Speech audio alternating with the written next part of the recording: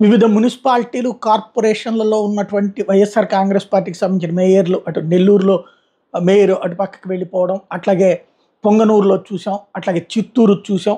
అట్లా కార్పొరేటర్లు, కౌన్సిలర్లు పార్టీలు మారుతున్నటువంటి నేపథ్యంలో విజయవాడ పరిస్థితి ఏంటి? విజయవాడ కార్పొరేషన్ కరెక్ట్‌గా ఈ స్థాన అసెంబ్లీ ఎలక్షన్స్ అయిపోయిన తర్వాత ఈ టైంలో స్టాండింగ్ కమిటీ ఎలక్షన్ జరుగుతున్నాయి.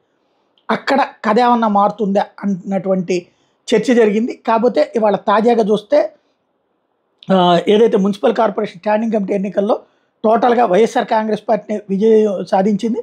6కు 6 స్థానాలు గెలుచుకుంది. అది కూడా భారీ మెజార్టీతో విజయం సాధించింది. మొట్టమొదటిసారి అంటే ఇది గబక్కన అక్కడగా విజయవాడలో మార్చడం కష్టం. ఎందుకంటే అటు వెల్లంపల్లి శ్రీనివాసు, మల్లాది విష్ణు, మరొక వైపున దేవినేని అవినాష్ ముగ్గురికి కూడా ఆ కార్పొరేట్ల మీద మంచి పట్టుంది.